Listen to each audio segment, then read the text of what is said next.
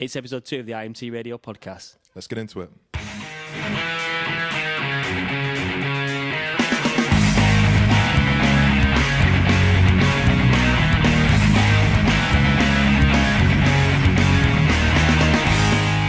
Okay, welcome to another episode. My name's Ian, and I'm joined by Matt, as usual. What's happening this week, Matt? not too much, mate, other than I wrecked my car. It's not a write-off, but had some damage done to it. Part of the bank holiday weekend. I don't know about you. Did you do anything for the bank holiday weekend? Not a lot, mate. You know, the usual family stuff, Family all that. stuff. Yeah, that was my intent, to go down and spend some time with family, but had an accident on the M1. Didn't involve another car, but involved... Oh, well, my question was going to be, Matt, was it your fault? No, it wasn't. Oh, what happened? I was Didn't driving... involve another car, but it wasn't It your didn't fault. involve another car. It involved either an animal or a piece of debris or something. Debris? Yeah, it was... Otherwise known as debris? Debris. Can you say it either way? I think if you're in the US, you say debris. If you're in this country, you say debris. Right, okay. Debris. I just stopped at Woodall Services and then I carried on south down on the M1, and it was pitch black because that bit of the M1 isn't lit up too well, and I couldn't have my high beams on because there was a lorry in front of me. This is in the slow lane at 60 miles an hour, right? Obviously, this podcast is to allow you to fall asleep at night. Yeah. So I've got like 10 feet of visibility with my low beams on. Couldn't put the main beams on, and there wasn't any other cars in the vicinity, just this lorry in front. And you know, when you're driving, you just get that tiny bit of time where you are concentrating, you're going in a straight line, but your concentration just lapses for a sec, and then just this object comes into view, and I was Much like mine now. Go on. it was on the right hand side, driver's side, and it was coming towards us. I had literally a split of a split second to react, and it was like the same colour as my headlight beams. So I thought, is it a fox? Is it a piece of wood? And I thought it's a piece of wood. Ran over it, and it basically it packed a real wallop. And I thought, all right, well, I didn't swerve, but there's nowhere to stop. There's no hard shoulder. Couldn't pull in, and I was like, there was like a noise going like a quink, quink, quink, quink, quink, quink. I was like, oh dear. Check the brakes, check the steering, it was all fine. And I thought, well, I can't just pull over and get out and see what it was. So I pulled into Tib Shelf Services and like got out, inspected the damage, and it was the area of the front bumper just in front of the driver's side wheel was ripped off, and the water tank was just hanging out, the screen wash tank, and it was a bit of a mess. So that's gone in for repair. You're going to have to fork out a load of money to be back to parity, basically. Yeah, 350 quid excess. I've got to pay on that. Had to claim on my insurance. Hate spending money on cars. Yeah, how much? 350 quid excess? Yeah. Oosh. Yes, I've got protecting their claims, but you know, it's not what you want. I mean, the first time as well. This was at 10 o'clock at night, and I rang up the insurance, and they weren't going to pay out. This woman answers the phone. She's like, "Well, it's not involved another car, so you can't claim." And I was like, "That's baloney." So anyway, I rang the AA. They towed me back up here, and then I rang them again while I was waiting, and this guy put it through as a claim. But I thought I'd let the highways agency know to say, look, there's a piece of wood or something that's caused some terrible damage. Because you're an upstanding kind of guy, Matt. Yeah, and they said, well, we haven't found anything. And I refused to believe that, but, you know, if I hit it, it could have thrown it into the central reservation or that. Were they trying to blame your driving skill, Matt? Well, I was going in a straight line and just not deviating in any way. So, you know, 60 miles an hour in the trawler lane, it's...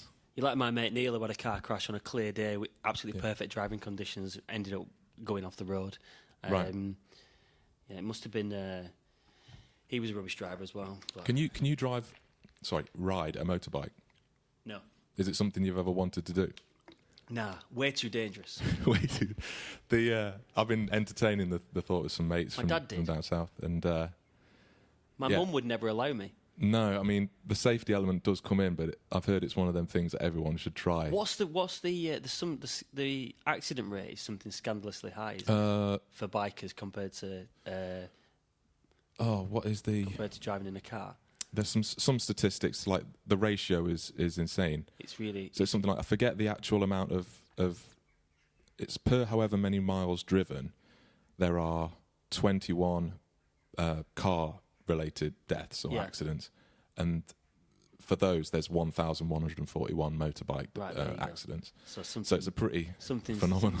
Mind you, the thing is, you make a little error on a bike and you're in a real situation, aren't you? You've got Well, yeah. If I'd have hit nothing. that, whatever that was, Yeah. which I'll go to my grave wondering what that was. Yeah. But if I'd have hit that on a motorbike, I wouldn't be sat here now on this podcast. Well, we're all better that you were in a car, Matt. Yeah. weren't we? Well, yeah. I mean, there'd be bits of me strewn all over the place. Yeah, I mean, the other thing is as well, though, do you know, then this might just be my experience here now, but any biker that I come across on the road always wants to be really close to my backside. Right. And they're trying to do whatever they can to get around. It's like bikers are more in a rush than anyone else, Yeah. aren't they? Yeah. I mean, I don't know.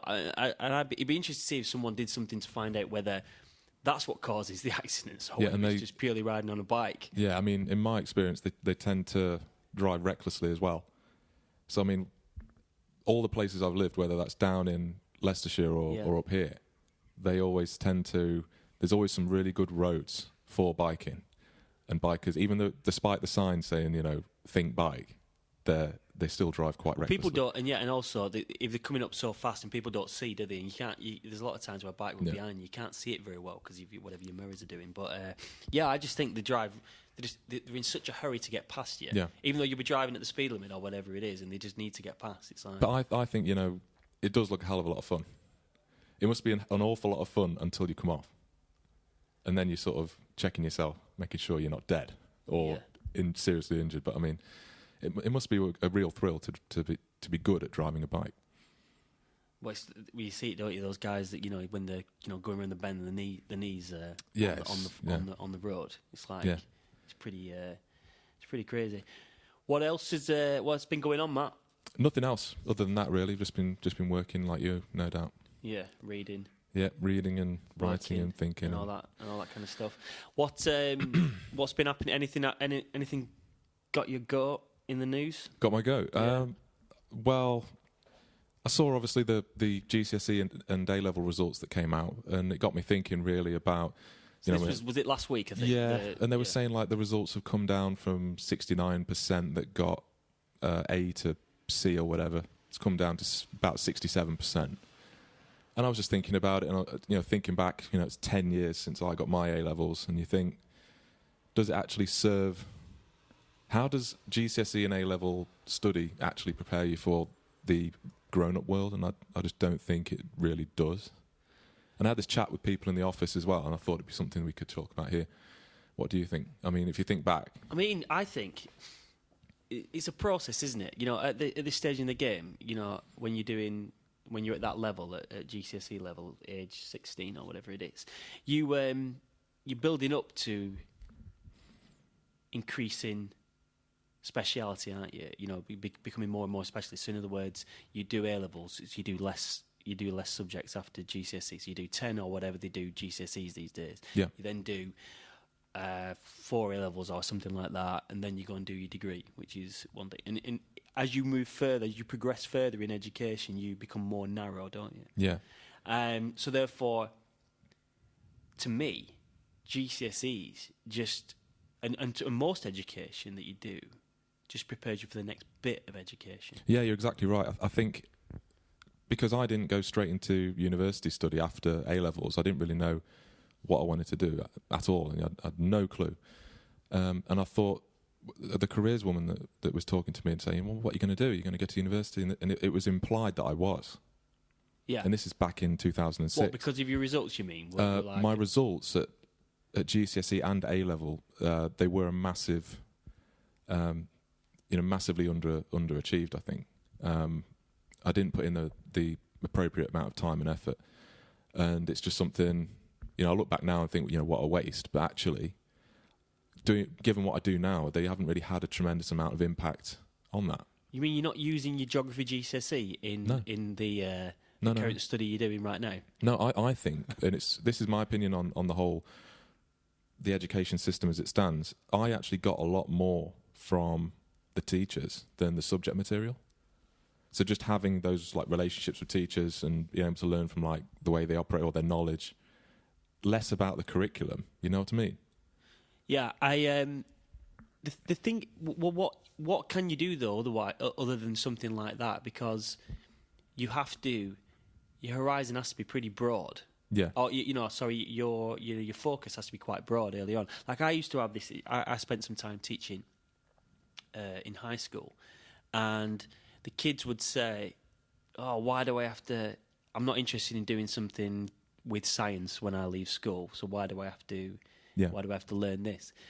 The thing is, if you don't do these things and you don't learn these base kind of subjects, how do you know what you want to do? Right. And also, how do you know at 16 years old or 15 or 14 when they're doing these things what you do want to do anyway?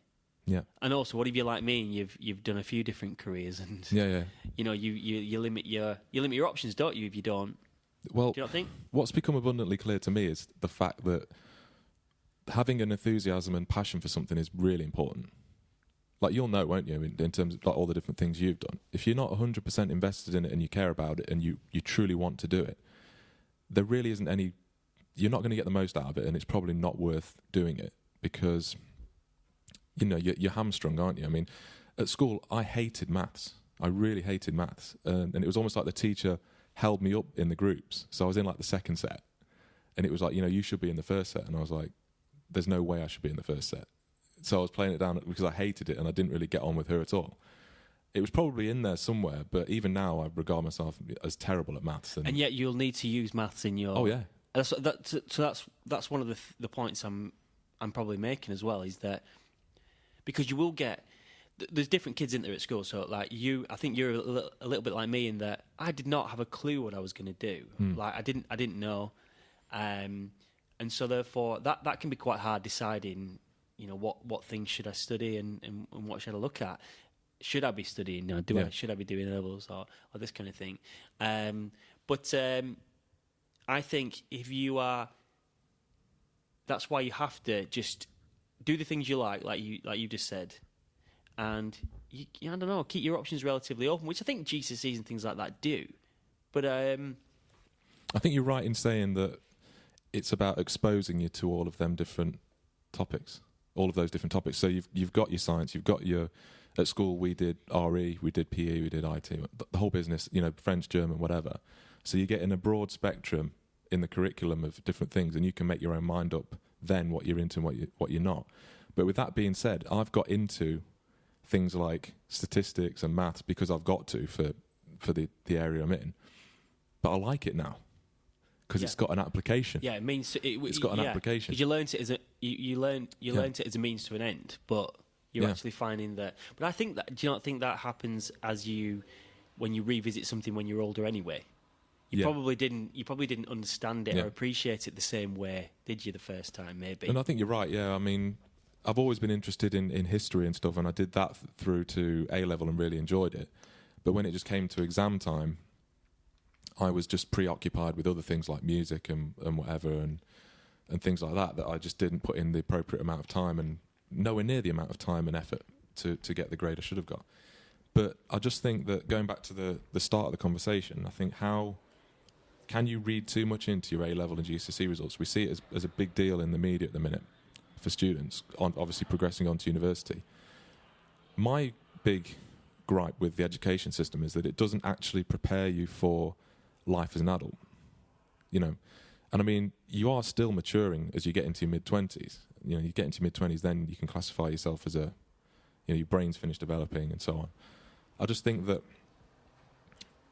how does school prepare you? I mean, I don't know how to file a tax return. You know, do you not think... Do you need to? Yeah, if I wanted to create my own business, you know. Then at which point you then learn to file a tax return? But my argument is that you should be learning this at school. You should learn about... you should have a financial education at school, how to manage money effectively, how to create a business, learn about national insurance, learn about tax, learn about pensions. Like life skills. Life skills. This is like, you should have a life skills lesson at school to prepare you for ultimately the workplace, because that's what they're all telling you. They'll tell you at school when you grow up, you know, get good grades, go to university, get a good degree, get a good job, get married, start a family, etc., etc. That's quote unquote the plan, isn't it? Yeah. So surely if that is the overall plan and that's the objective, surely there's a better way of preparing people. All this academic stuff is great. I love literature. I like maths now. I like history, geography. I love PE. It's like, can we not also prepare kids for how to be an adult? Yeah, I mean, yeah, there's going to be that. I mean, many people have made that argument that you just made. Yeah. In that people are all prepared. I think it's whatever suits, isn't it? And I think it's quite difficult when you've got this broad, because they probably do have an amount of, what do you want to call it, like pastoral education kind of thing. But it needs to be formalised, really. Yeah, I mean, I don't. Maybe they do a bit of that, Matt. And they have those certain subjects, don't they? What do they call it? Like, well, take this as well, right? Yeah. It wasn't mandatory at school, but I distinctly remember some people, predominantly girls doing it, but it was like childhood development or something like that. Now, considering most people intend to start a family at some point, do you not think that most people should actually learn how to effectively raise children? Because it's kind of the most important job that anyone's going to do. And obviously you've got a family and stuff. And for me, I don't know if it'll happen or not. It's quite important, the job. It's probably the most important job that a human being can do, right?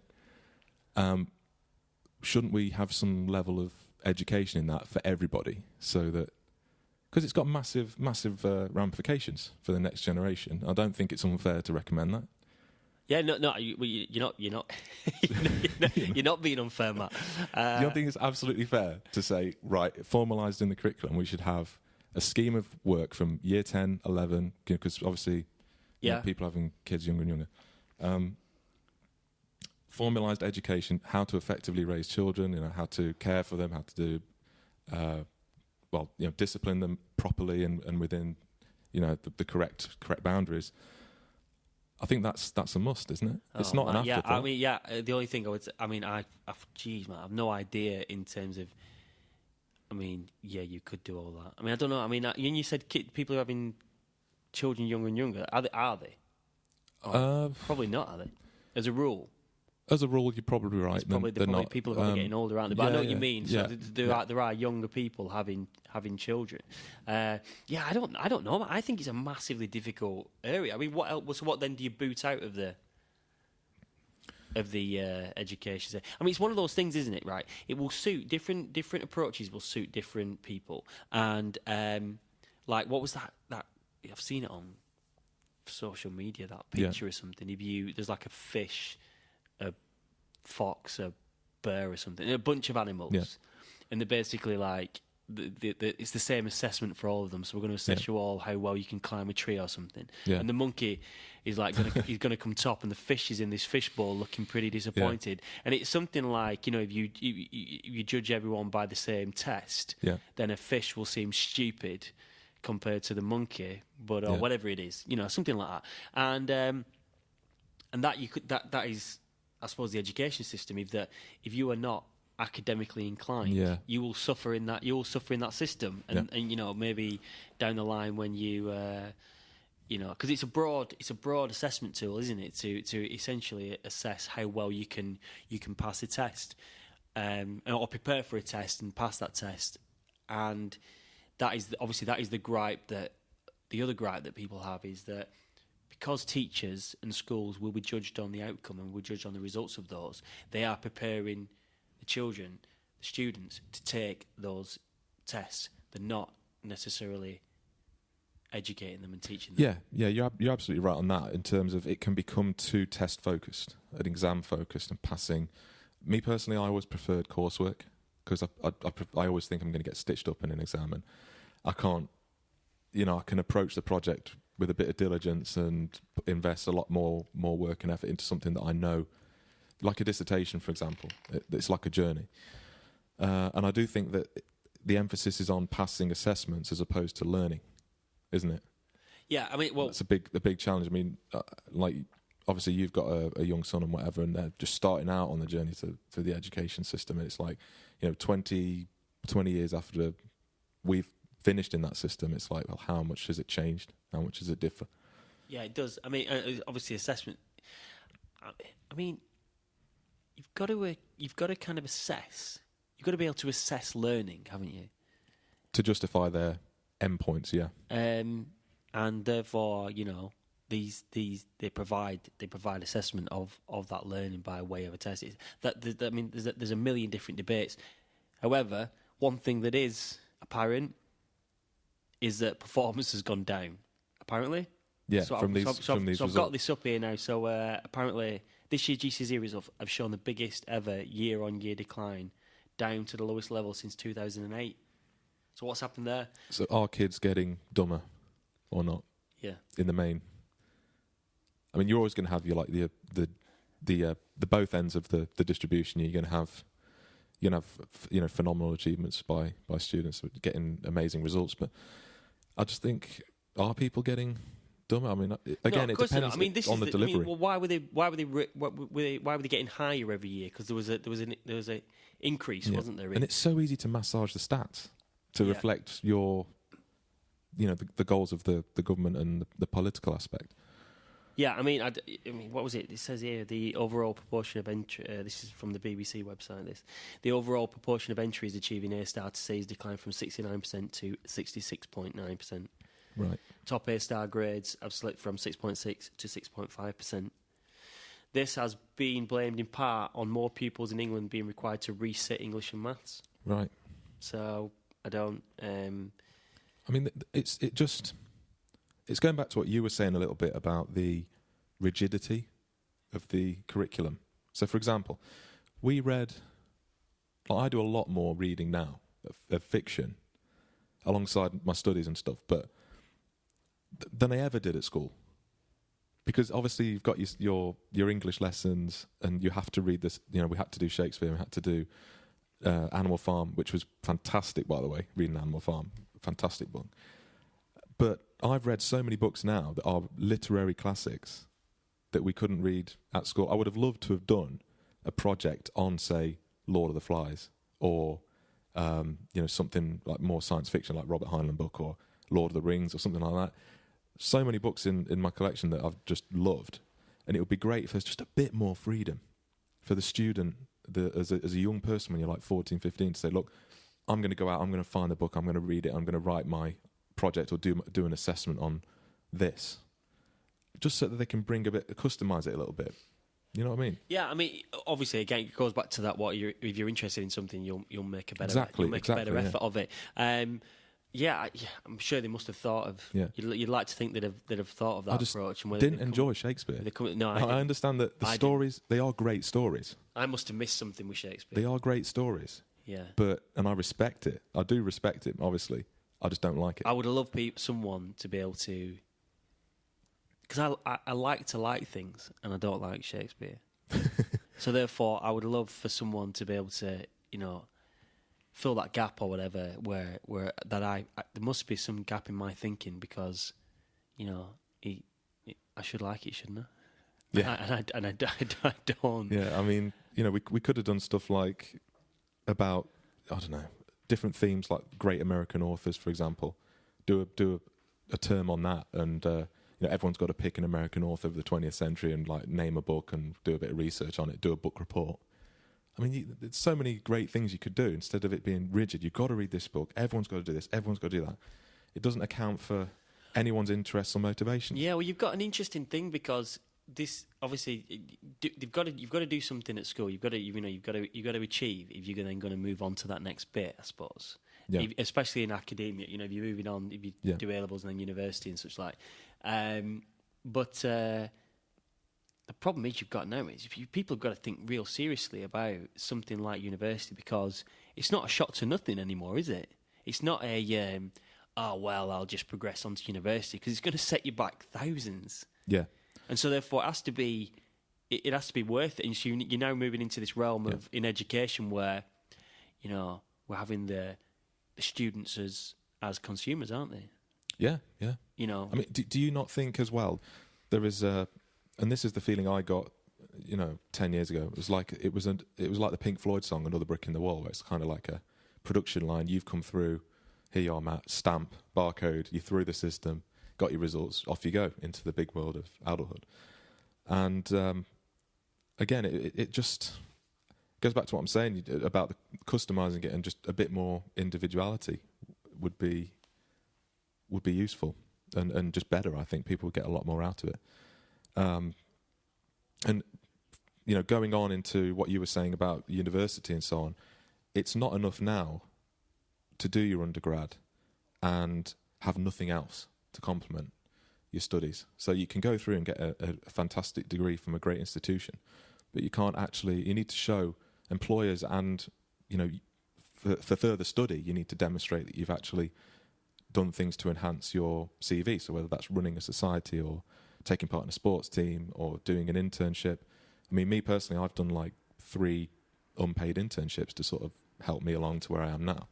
And I think through a colleague that I knew from one of my internships, he was saying that they only had like 2 or 3 applicants, and all of them actually were doing the internship alongside me. So it was like the demand wasn't there for the positions, and it's a philosophical debate really around. As I saw a piece that was in one of the societal magazines saying that our internships, unpaid internships, are they legit and should they be allowed?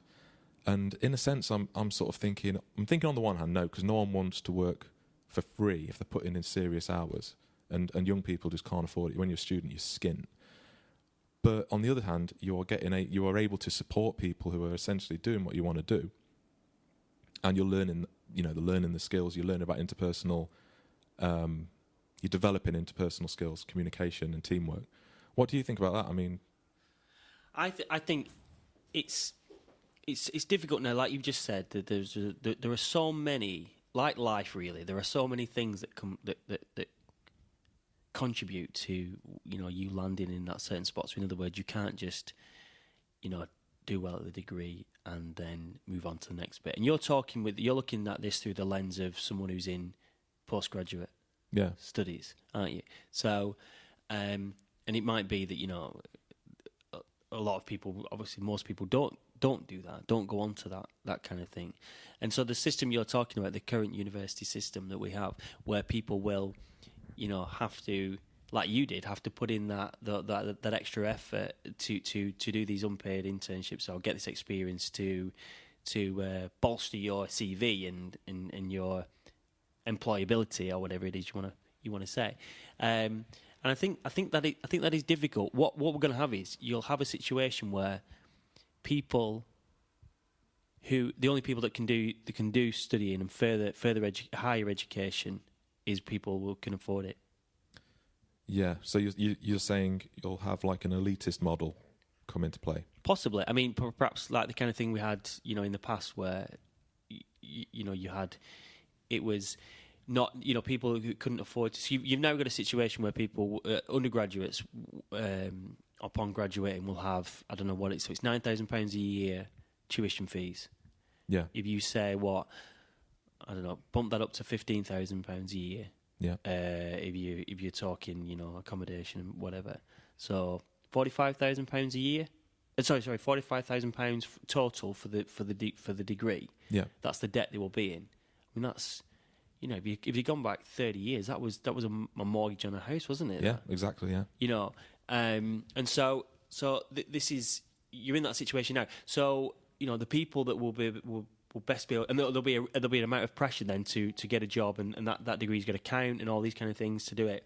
So to then move into further, postgraduate studies and education, what kind of amounts are you racking up there? Well, obviously they've brought out the loans now, haven't they, for master's degrees now? So you can get actually like a 10 grand loan. But that's what I'm saying. So you're bumping loans. So you're bumping up further. Yeah. So me personally, I had to take out a loan from a bank to do mine, and I've just paid it off. To do what you're talking about? Your undergraduate? To do my masters. Masters, yeah. Right? Yeah. So to take that loan out and pay it off, it's only just been paid off. It took me 4 years. So I mean, and it's that's the danger you will have, because I mean, but the argument will be that your earning potential is higher and such like. But I mean, there comes a point, doesn't it? And it harkens back. I don't want to go back to it too much, but the whole school thing again. I don't remember doing any sort of CV preparation or interview preparation. I mean, you could make the argument that actually the best way to get better at interviews is by having interviews. But I don't remember anything at school gearing me towards that. And looking at myself, if I could speak to myself from 10 years ago, I'd probably wouldn't want to listen anyway. But it sort of links in with, I was thinking about this the other day, and I thought you'd find it either amusing or interesting, about how sort of predatory the world is. So like, when you're an adult, the world is quite a harsh place, isn't it? Yep. Just like if you wanted to go back to school tomorrow, you would, wouldn't you? Yeah, I mean, It's like the best place ever. It was easy. Well, I don't know. You know what? Actually, no. You probably. I imagine most people would think that I hated school. I did as well. After a while, I definitely wouldn't. Like now, I wouldn't want to go back to school. Yeah, would I want to have that lack of responsibility? Yeah. Yeah, probably. But do I want the, all the freedom of it? But I don't. No, I hate it. Where I grew up, I hated school. Right. I hated school. So. And like you said as well, having to do the things you have to do. Whereas, now, I'm choosing to learn. I'm choosing to what I read and how I pursue things. Yeah. And so you learn so much, don't you, from the first time you move out and start taking care of yourself? Do you not think? So when you first start renting your own house and paying your bills, and being responsible, in terms of like your life skills, and all that kind learning of thing. Yeah, of course you do. You have to totally teach yourself. It's essential. And I think that's really what it comes down to, isn't it? About self-education. But in terms of learning yourself. And I'm also not sure how well you could even do that. Yeah. When it's not essential. In other words, if you were trying to teach people at school how to do that. Yeah. Whereas when you had to do it because you had some urgency because you were doing those things for real. But if you're not doing them for real, I wouldn't. The urgency is a lot less, and you'd be a bit like, if kids, the kids that are going to want to, I don't know, toss off maths and English. Yeah. Are they want to? Are they going to want to? It's just really interesting. When kids are in like playgroup and I don't know, nursery or the very first early years of school. Yeah.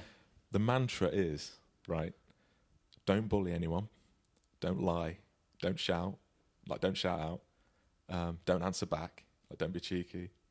Don't fight. All things that. It's all pacification. All rules that get ignored when you're... Rules that get ignored as soon as you walk out of the house as an adult. Because actually, the adult world is built on bullying. It's built on intimidation. It's built... This will happen to you if you don't pay your taxes. This will happen to you if you don't pay your mortgage. Your house will get taken off you.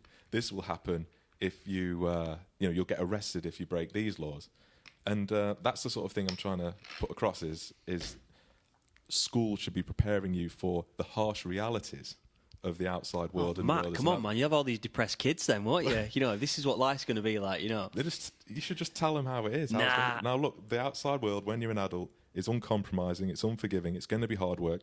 There's a lot of success to be had if you have the right mindset and the right attitude. And this is the right attitude to have, or the most optimal attitude, right? Oh, you just get people like me worrying about that then, and rather. I was worried anyway. Yeah. I was like, what am I going to do in my life? Yeah, I mean. I don't know. I mean, and do you want to be, So in other words, what do these kids do then? Do they join the system to beat it? In other words, are you just kind of fostering that idea? I just want them to tell the kids the truth and paint the world as what it is. Well, they'll find that out. They'll find that out pretty soon. They will, but I mean, to tell them you're going to go to university, get a good degree, and everything will be fine for the rest of your life. You'll get a mortgage and everything else. Sorry, reality check. It's not going to happen. It isn't going to happen. You need to do your research. You need to learn about what a mortgage is. You need to learn about financial education. You need to learn about how the world operates and the stocks and the politics. I mean, I struggle to find people to talk about politics with, and most of the people I talk about politics with, whether it's you or with fellow colleagues and family members, they're all over the age of 30. And this is really important stuff that people need to be doing at school. Maybe we should just raise the voting age to 30, Matt. I don't know. See, I'm different on that, because if they can send kids off to fight in Afghanistan at 17, you can vote. Yeah. You can vote. But that was my thinking on it. I mean, did you want to talk about the Ireland thing? I don't know. We just one of those things that popped up in the news, didn't it, this week? We had the situation where, moving on, obviously, we had the situation where Apple have been ordered to pay, I don't know, was it 11 billion or something I forget billion. the sum, but it was a 13 fair billion. old I sum. feel like 13 billion's a number. I don't know, euros or pounds. Anyway, a lot of money to Ireland because they've been getting off on a nice little tax arrangement. Yeah. With Ireland. Yeah. So my initial thinking on this was, I had a chat with someone about it yesterday, was how can the European Commission intervene and tell Ireland what they can and can't do? But to me, though, well, I don't know, but they obviously can. Yeah. But how can they not? You've got a fundamental situation here, haven't you? For a principle of the European Union, surely, have you not? I might have got that wrong, but have you not got? If Ireland are happy for them to do that, But that unfairly gives Ireland an advantage, doesn't it? I suppose it does. But if there's other nations in the area that are more competitive, Apple would move somewhere else. Well, the problem, what would have to happen? The only way I see this not happening is if every country said, no, you're not. Sorry, Apple, you're not. You can't operate in this country under those. But you won't get that, and we know that. There's always countries that will. You know what? We'll be interested to see, because probably I imagine the UK is sat in the background going, "We'll have your Apple." Yeah, probably. We've left the EU. I don't know whether that will happen or not. The message for me was, I mean, whether you voted for or against Brexit, is that this sort of dictatorial stance from the European Commission, we will be free of that eventually. 2 years, whatever. Yeah. We won't have to put up with that. I'm ultimately of the belief that each nation should decide its own destiny and be governed with self-determination. They should be able to decide their own future and make decisions. Because ultimately, this to me almost looks like, it's like the Soviet Union telling Czechoslovakia what they can and can't do, or Poland what they can and can't do during the Cold War or something. Yeah, but if you're part of that union, which Ireland are, and there are stipulations to being in that union. Yeah. If there's so therefore, because that's an unfair situation. It's absolutely ridiculous to me that they're paying they were paying less than 1%. So if I was talking to someone else about this the other day, and he said, so if I go to Ireland or some other European country and say, I'm going to set up a factory. Yeah. I'm going to employ 100 people or 1,000 people in this factory. I'm not going to pay any tax, though. Or I'm going to pay less than 1% tax. Oh, okay, then, for the jobs. But if one person does that they'll go to that. If one country does that, they'll go to that country. So what you're saying is that you've had nations where they set up their head office in like the Cayman Islands or something, and don't have anyone there working there, just a building, and that's how they manoeuvre around a lot of these tax loopholes. Yeah, my view is that all of these countries, whether it's General Motors, what was the other one that Starbucks got away without paying their tax obligations. Yeah, something. Again, all these guys, all these big corporations, they should do what's honourable and pay the tax just like everyone else. I mean, in this country, I was surprised to know that the higher rate of tax is like 40,000. Yeah, you earn like £40,000, which anyone would be happy with that money. Yeah, I'd be happy with that money, but you're paying 40% on anything above that. On anything above that, and actually, once you get your monthly paycheck and whatever, once you actually take out your obligations, if you have that salary, you're gonna have a bigger house, bigger overheads. Your means are above many other people's. What change are you gonna have? I know this is why some people would argue for just a flat rate for no matter what you're earning, so the rate of tax is 20-something% or whatever. I think I would agree with that. Just so therefore, if you earn more, because they would say that obviously this is a fundamental discussion now on taxes, isn't it? But they would argue that obviously if you earn more, you pay more because you're paying more on with just a flat rate. It's a complex one, that, but I mean less than 1%. Yeah. What? Can you imagine? I mean, if we did that? Yeah, if we did that, we'd be locked up. Can you imagine less than 1%? I mean, we wouldn't get anything. And so that what on the proviso that? So they've obviously. I mean, it's an unusual situation for the EU because never has there been a situation where, they've said, Apple, you must pay Ireland this, but I'm like, we're okay. You don't have to do because of the nice arrangement we've got with you, Apple. But again, you have to factor in that government's scared stiff of driving away business. Well, that's capital. clearly exactly what it is. And that's why they'll make any sort of concessions. I wonder if push comes to shove and Apple sort of move over to, or that bit of Apple that's operating in Ireland moves over. If the EU, if it does get enforced, but Apple don't want to pay it, do they? No, and I wouldn't as well, on the principle that it's up to Ireland to enforce it. We're dealing with Ireland, we're not dealing with a superstate. No, but I think that's where they are. I think it gets complicated, but I personally think if you're part of that EU and there's responsibilities of being part of the EU, and that's one of them, then Ireland have got to. It's like, look at the massive debate over Brexit. Trade agreement, free movement of people, all this kind of stuff. But we only want to sign up to certain parts of it. But let's say we set up a business tomorrow and it eventually becomes highly successful, and massive overheads and turnover, etc. I wouldn't get out of the obligation. Why would I do that? I like living here. I'd want the company to be based here because it's useful at this point in my life. So why would I try and just screw the system and get out of it? Well, that comes down to your own personal thoughts on my own beliefs. Whatever you think. Whereas if you are, the one thing I would add is that I resent the fact of paying a huge sum of tax and having no say whatsoever in how it's spent. Going on with all this. What do you mean? What you're saying? What are you saying? Apple should have a say in how the tax is spent? Well, it's different to compare a corporation with a person. With an individual. So if you were Apple, and you owed 11 billion to Ireland or whatever it is, I don't know the number. Well, you've got a situation, especially in the States now, where corporations are classed as individuals, and money is free speech now. So obviously, you look at the presidential race now with Clinton and Trump. A corporation, or I think they're called super PACs, they can put in money as a donor to each campaign. So you've got this. That's why you have this huge financial war to get in power, because a corporation, there's no limits on how much a corporation can put in. I think I heard as well.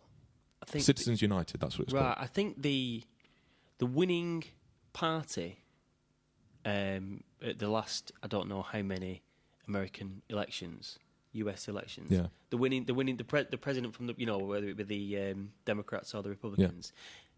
I think I'm right in saying that it might have been someone like Russell Brand who said this. Actually, they were the ones that generated the most money. So the ones that generated the most money won the election. Yeah, and that would stand to reason. Can pay the most advertising. That would stand to reason from what you've just have more rallies. From what you've just said, I think that's correct. And that's wrong, isn't it? Because it's a war of money, not ideas. As everything. As is everything. Yeah. Yeah. But again, comes back to that. Can you afford to go to university, get your degree, get your postgrad, get a better job? Yeah. And then the circle comes around again because that person then controls. If you're in that senior position and you're controlling the. Yeah, it's like snakes and ladders. Everyone's starting off at a different level on the pyramid or the board, and everyone's just trying to climb up. But we all have our own different snags and challenges along the way. It's just the fact of life that people just are born higher up or lower down. Yeah. And you can't really change that at the minute. Social mobility, It'd be nice to think that social mobility is easily achievable, but it isn't. I don't think the results play that out. It would be nice if I could at least decide, where a fraction of the tax revenue gets spent, because ultimately I don't trust the politicians to spend it wisely. Well, that's where therein lies the massive shame of the whole situation, but.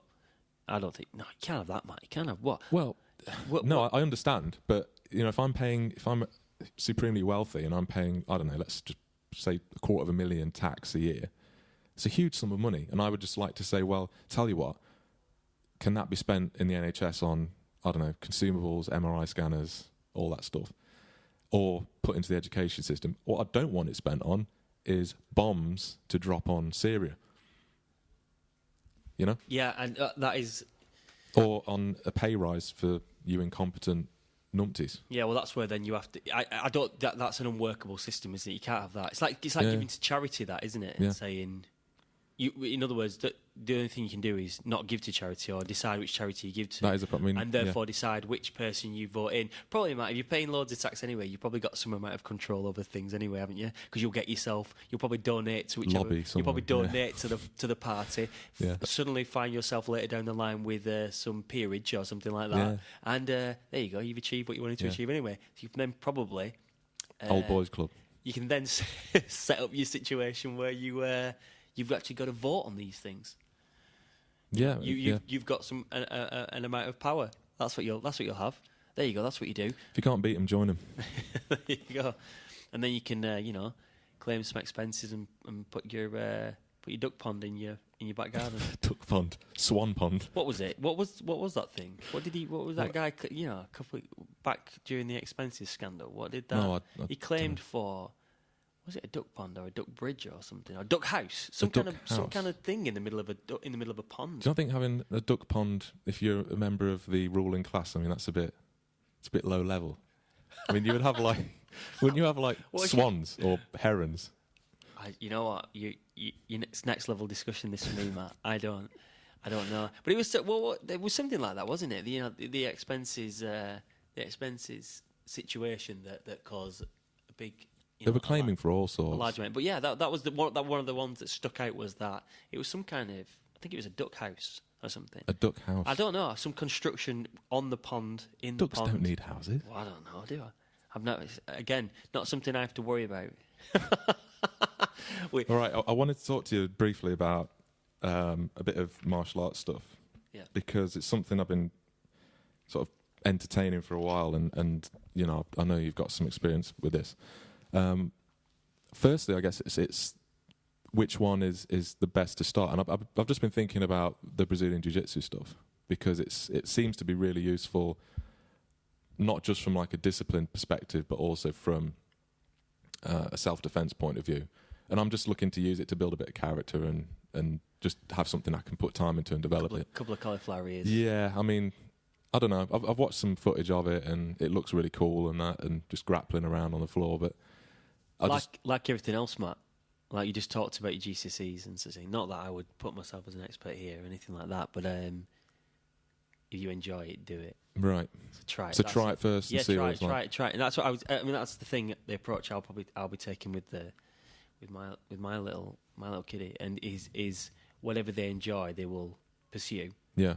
And if they enjoy it, they'll do well at it. And if they don't do well at it, it doesn't matter because they enjoy it. Yeah, so, I mean, so you're a black belt in jiu-jitsu, aren't you? Like traditional jiu-jitsu. Yeah. How many years of training did it take? Well, there was when I did there was a system in place that meant there were certain minimum time periods between one grade into the next. The system that I was part of, it was so therefore the minimum it would take to get a black belt was 5 years.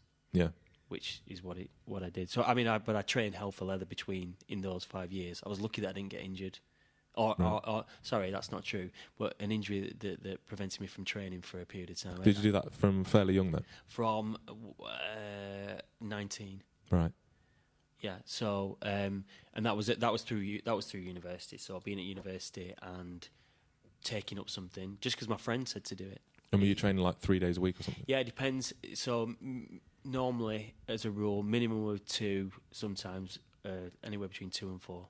Yeah. And perhaps things on a weekend maybe sometimes. So there was a different club, so I obviously did it here in Leeds, and there were different clubs I could go to. So I used to go, I was at the university and I went to another club as well. Yeah. So it was, but, again, if you enjoy it and you enjoy the achieving or whatever, that's the thing to do. So it's just, I mean, there's a million different reasons someone would do martial arts, and in a martial arts club or class, you will get a bunch of different people. You'll get the people who just want to, out and out kind of martial artists who would do any martial art, and have probably done lots of others.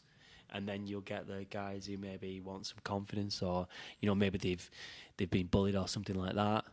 And you'll get the guys that just something for fitness. So the way I see it, what's different about things like Brazilian Jiu-Jitsu is you have to spar.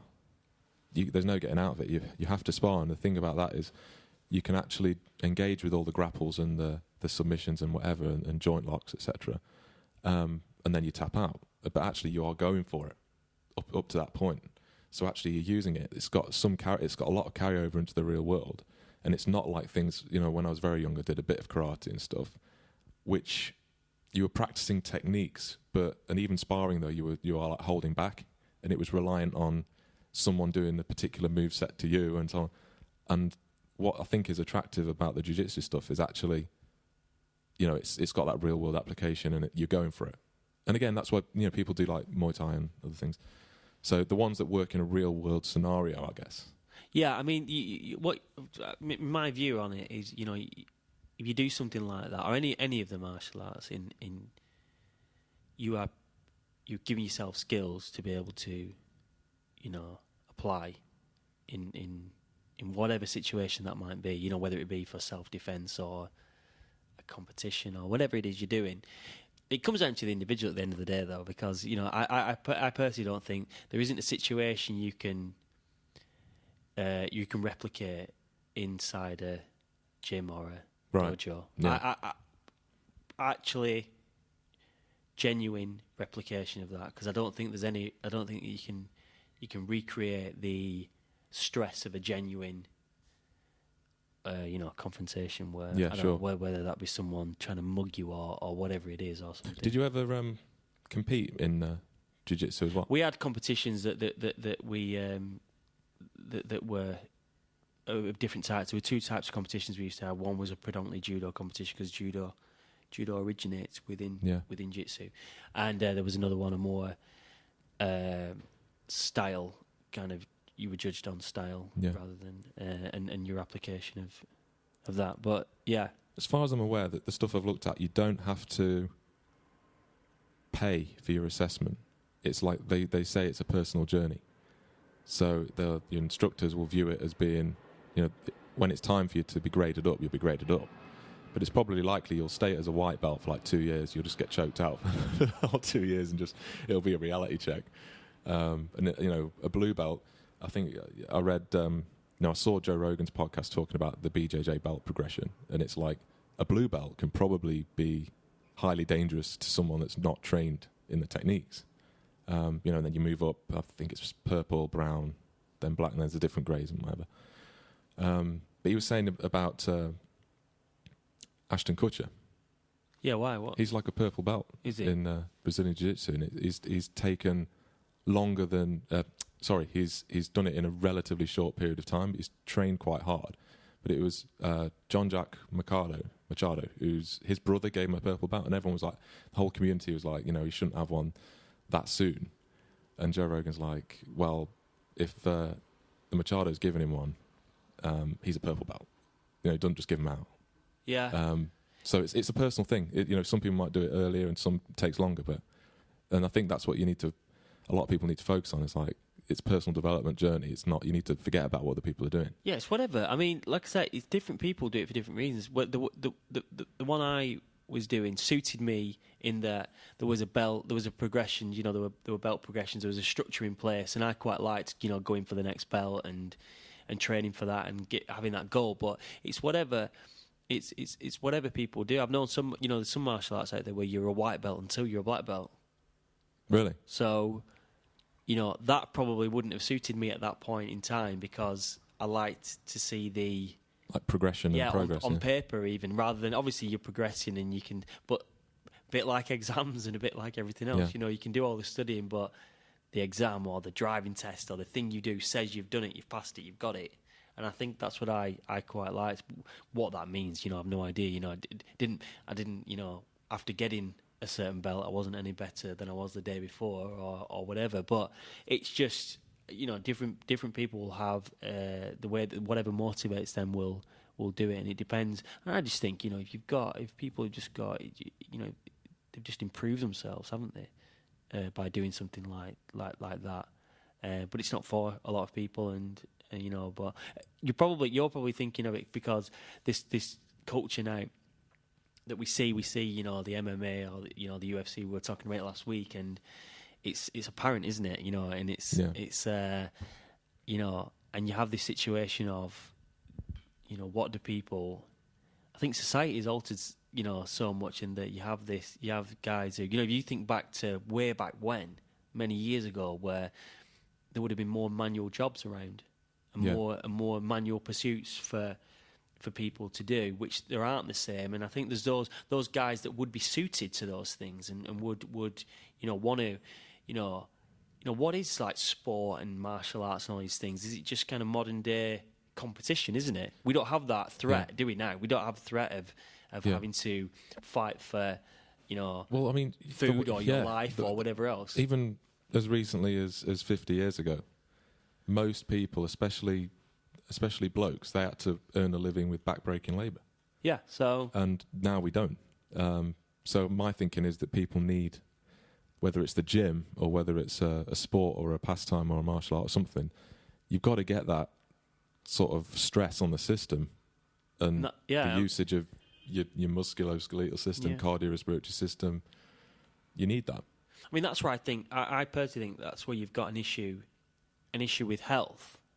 For a lot of people, because you have, we know we're not altered genetically that much from, you know, many years ago, and in the days where we would have been physically active, doing stuff, you know, subject to extreme stress, but not necessarily that frequently, i.e. some kind of threat on our life. Whereas I think now, if that was the case, you know, people will debate whether how we lived many years ago, you know, in whatever era. But let's just say that was the situation where you would walk around, you know, you'd have to hunt for your food, you would be threatened by some animal or something, or another person maybe, but that wouldn't be a common occurrence, you know.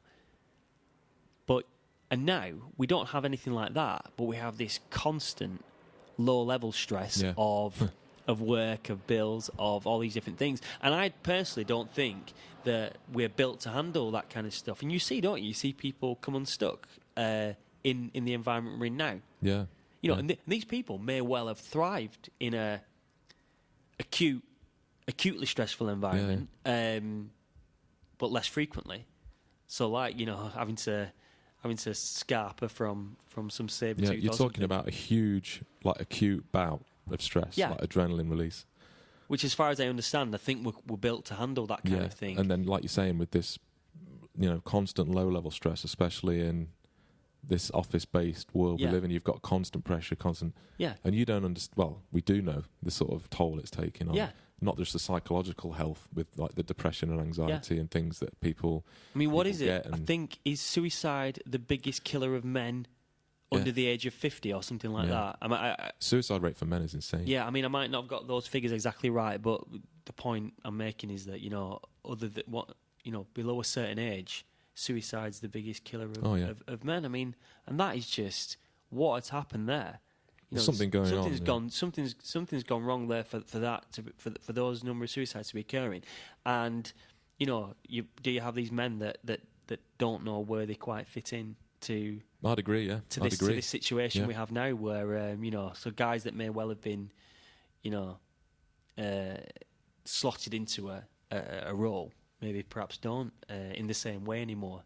Yeah. But I certainly think that. I mean, that kind of low-level stress and those hormones that get produced, you know, combined with they get released. Lesser activity. You sat down all day, and then generally poor nutrition. Yeah. As well. Equals recipe for disaster, doesn't it? Yeah. There's no. You're constly in a state of high cortisol release. Yeah. There's no anabolism. Yeah, and we know, cortisol is catabolic, and no one wants that kind of stuff, do they? And you know, and also the fact that we know, a lot of that it alters everything. You know, it affects everything, doesn't it? You sleep, and then that comes in, and well, we were talking not long ago, weren't we, about the role of like testosterone in men and how low levels below a certain reference value can be a serious problem, and that's why we have people that supplement with it legitimately, because it can cause things like depression and so on.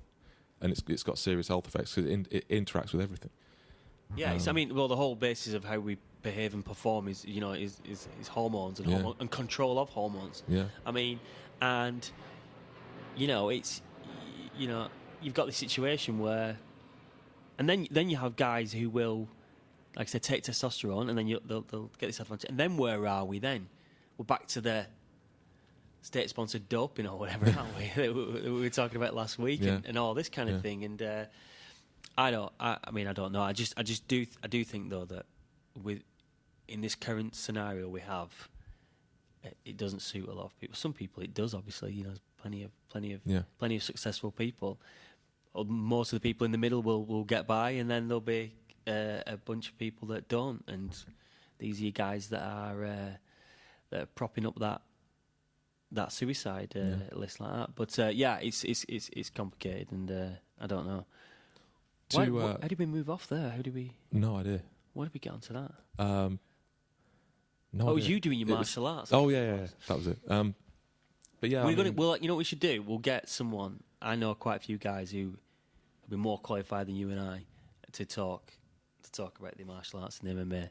Good. And about the application. I've got some guys we can get on, so we'll do that. Excellent. We're going to get some guests anyway. We are going to get some guests. I mean, just to wrap up this week, I thought that what have you been watching? You been watching anything useful lately? No, I tell you what I saw. I don't know whether you ever saw it. It was repeated on something. Did you ever watch Band of Brothers? Oh yeah, when it came out, but I've not seen it since. I've seen it, and it was the same as I've seen it a few times. Saving Private Ryan, wasn't it? Similar, yeah, like over a 10 episode series or season. They would call it. You call it a season, wouldn't you? Mark? I call it a season with your debris. Yeah, that's what you call it. That's brilliant. Yeah, the production values and the aesthetics just fantastic, and the sound and cinematography, great. Yeah, it's just like that opening sequence in Saving Private Ryan. It's like it was sickening, that wasn't it? That opening sequence. Do you not think? It was. Well, first time I saw it was actually in a history lesson at school, right? And it was great. I thought it just really well done. And actually, they said that veterans who were there couldn't watch it. Right, what? Because it was so real. Yeah, it was so real. Brought everything back. It was like, that's bang on what it was. Yeah, I mean that's the thing. I suppose we don't have, do we? That I can't testify as to what that situation's like.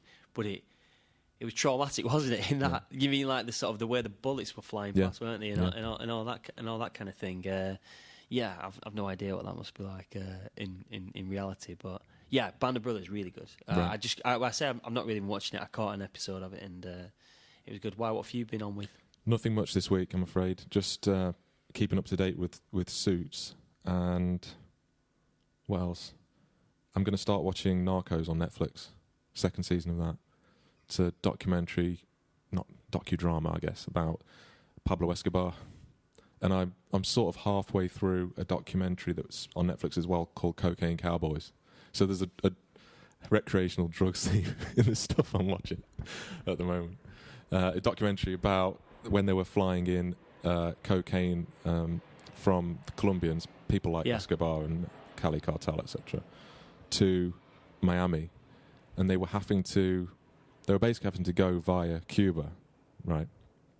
A lot of these, I guess, anti-Castro guys and what have you, and they thought, we're losing out to these guys, so let's just bypass them and we'll fly it in, and they were bringing it in from Colombia. We're about halfway through. So it's basically how you saw basically Miami turn from sort of an elderly person's like retirement beach into basically the glitz and the glamour of the early 80s. This is a process from like 1975, 76 to all throughout the 80s, and that's basically where. Well, they were saying like they were having to get the CIA and the big law enforcement agencies in the States to crack down on this thing because the higher echelons of society, like the economic powerhouses and executives and all that, it was crumbling. Society was crumbling because they were all just off the head on cocaine. Yeah, and that's what basically said, we've got to do something about this, and that's, I guess, the origins of the drug war. Actually, speaking of that, you've just made me think of something. Have you heard about the guy in the Philippines? No, you've not. You must have seen that. When was it on the news? Just anyway, I think it's whoever's the president of the Philippines. He's I can't remember the name, but he's basically you've got a situation where there was a lot of issues with drugs, drug issues in the Philippines, as far as I understand, and this guy's come into power, and it's pretty much said that you can. I don't know. He's advocated like vigilantism with the drug dealers and the users, I think. So you've ended up in an unusual point where they're handing themselves in because it's safer in prison than to be out on the streets. Yeah. And like, you know, I think if I remember rightly, you know, they're just, it's okay to they're sort of saying that these people, you know, the threat to their life is like is ridiculous. That's similar to something that I watched a while ago that might still be on Netflix. It was a documentary about Mexico and all these little communities that were basically taking a stand against the drug barons in Mexico that are shipping the stuff across the border into the States. And it was this one guy was setting up like a vigilante group that were arresting them. They armed themselves. And it was really, really interesting. And it was sort of like there was a bit halfway through where his group was starting to do things that only drug lords would do. In terms of vigilantism, they were taking it a step too far. And it's like, where do you draw the line between these guys and the others? You know, are they just as bad? Yeah, I mean, you know, you're probably in those situations, you can see it, can't you? If you had this like horrendous, you know, controlling group, i.e. some drug baron or whatever, and then you get a bunch of people that, you know, counter that, and what then do they do with that power or whatever? Yeah. I think it says it here. I've got it here. It's in the Guardian newspaper. Philippines president urges people to kill drug addicts. Really? Yeah. That's the headline. Won power in a landslide after a campaign dominated by threats to kill tens of thousands in a war on crime. It's not the drug addict's fault. It's an illness. Yeah. What's he said? Was sworn in as Philippines president on Thursday. Where's this article from? Friday the 1st of July, this article's from. It's in an Orange branch. Yeah. Dominated by... he won the last month's election in a landslide after a campaign dominated by threats to kill tens of thousands of criminals in a relentless war on crime and tirades against the nation's elite that cast him as a... Right. Yeah. Do you not think the problem would just disappear overnight if they legalised the lot? Of drugs? Yeah. Well, it would make it, you know, you'd then be able to... you cut out the black market, wouldn't you? Yeah, you would, yeah. And actually, if you say, right, it's going to be regulated and taxed within sort of like a free market system, you're going to eliminate all the stuff. If people know the stuff they're getting is like legit and it is what it says it is, you'll cut out the deaths from sort of contamination and what have you. I just think they'll never legalise it all, but surely that makes a lot of sense to me. And I don't know about you. Yeah, I mean, it's... Are you honestly telling me, look, if heroin was legalised tomorrow, I wouldn't take it? No. I think education is hugely important, but yeah. by making it illegal and ostracising all the people that use it, you're not doing anything. What you need to know is, before you do that, is how many people don't take it because it's illegal? Compared to how many people, like for example, you just said it, and I'd be the same. Yeah. I wouldn't take it whether it was legal, illegal, what. I'm not interested. I'm not interested in that. I'd be very surprised if the law stops most people. Don't you think? Yeah, probably. I think if I wanted to take heroin or cocaine tomorrow, I could easily get some. If I just found the right people, I could easily get some. Yeah, I just don't, because I just don't want to use that stuff. But the fact that it's illegal, would it stop me if I wanted to use it? Probably not. Probably not. Yeah, I don't... Would the law stop me from smuggling it? Yeah. Especially in the States. Smuggling, it's worse than taking it. You can get serious sentences from smuggling. Yeah, well, I mean... You're locked up for life, pretty much. Yeah. I don't know. It's an interesting debate. That they'll never legalise the lot and tax the lot. I mean, I wonder what will happen here in this situation in the Philippines, where they made serious revenue in California and is it Colorado? Yeah, from what? From legalising? From legalising cannabis. Right. Okay. Serious money. I think they sell out on like day one. As soon as it became legal, all of the vendors and stuff, they sold out. Right.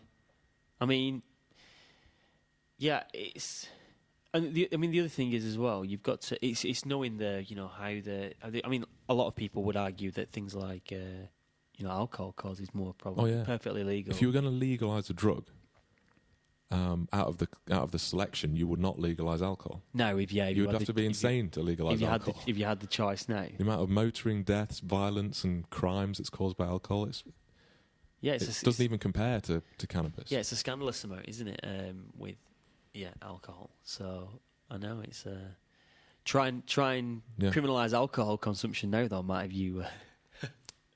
Well, no chance. Well, they did, didn't they? And I mean, I've been watching the Boardwalk Empire in the 20s in the States when they Atlantic City and they the Prohibition era and the Untouchables. And the Untouchables. Have you seen that film? Yeah, I have. I didn't rate it. That was Robert De Niro and Kevin Costner. Yeah, Robert De Niro. I didn't rate Sean Connery in that. Robert De Niro was Sean Connery playing a Scottish Irish person. Yeah, he was. It's terrible. Oh, Terrible. I liked it. Sean Connery, I love him as James Bond, but he makes me laugh. He played a Russian submarine commander in The Hunt for Red October, Marco Ramius, and he's got a Scottish accent. So he's playing a Soviet submarine. Yeah, well, it's always the. I mean, don't be wrong, respect to him, but I like him for his Bond stuff. But you're talking 50 years ago. Yeah, Well, let's see what happens. I was just looking at that. I was just looking to see what's been said about this. What's been said about this president? But we'll have to see. I just saw it on the news recently, and I know that the prisons were filling up fast. There's no room. Way oversubscribed because, like I said, these guys were wanting to get to the relative safety. What I'm trying to work out is whether it was the dealers or the users or both. I think it was probably both. Not very interesting. We'll see what happens if we know whether. But the UN have had a pop and they're not happy about it, and I think the UN. Yeah. Does anyone care? Well, the UN is I don't know whether the most toothless organisation on the face of the planet. But the UN have said something about it, but they're good at.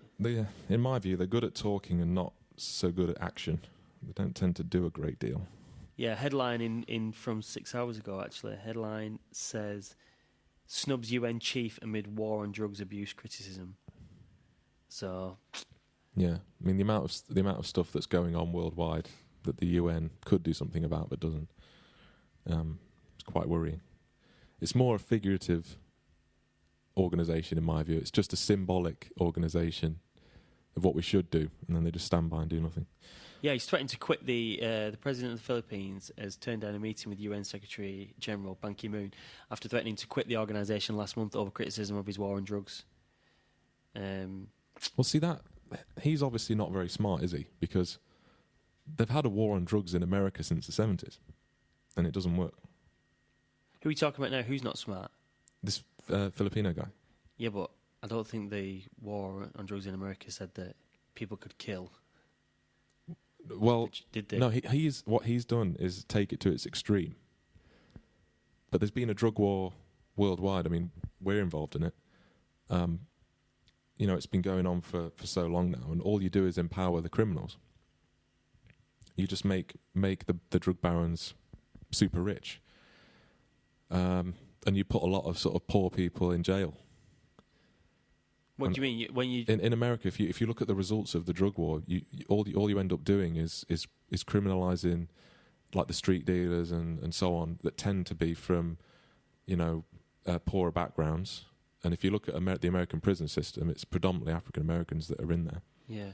And you just discriminate against. Yes, you're talking about criminalising these people who are victims. Yeah. So not necessarily victims, but if you look about the drug users here, are you talking about or dealers? Dealers and users. If you're caught in possession of it, there were people. Yeah, but genuine drug dealers, not people using drugs. So you saying? I'm saying that the people who are in prison in America, 1 in 6 people in prison in America are in prison for non-violent crimes. Non-violent crimes, or was it? It was either non-violent crimes or it was for possession of the wrong type of vegetation in the pocket. Which is still worrying either way you look at it. But, you know, it's not working. That's my opinion. It's not working, and there's a different strategy needed. They just think if they keep doing the same thing for decades, it's going to somehow work one day, but it doesn't. But this guy in the Philippines, he's taking it to its extreme, and it still ain't going to work. You know. Well, we'll find. I don't know what's going to happen over there. It'll be interesting, to see. Yeah, if he's saying encouraging. I think there has been a surge in killings as well. Right. So it's basically like free reign for everyone to tool up and start shooting people in the street. I don't. Seems. We'll see. I don't know what they're doing in terms of. I mean, what do you end up? Do you end up in a situation where? Oh, I've just shot someone, so I'll say he was a drug user or something. I don't know how it works, but the UN aren't too chuffed about it, and but he doesn't seem to. If I was him in the EU, not the EU, see, I've got that on my brain. Yeah. UN weren't chuffed with what I was doing, I wouldn't care, and obviously he doesn't. But it's interesting. We'll see how he goes. See how he progresses. How But yeah, I've just had the email from Netflix. Narcos season 2. Now available. So that's my agenda for next week. There you go. Yeah. Netflix, decent. Is that your method of choice, is it? Usually, yeah. Yeah. At the moment. Yeah. But yeah. Cool, right. Should we wrap it up? Yeah, we'll wrap it up. It's been good. Okay, nice one. We're back next time. Who knows what we'll be discussing? Yeah, thanks for listening, guys. Whatever. Thank you.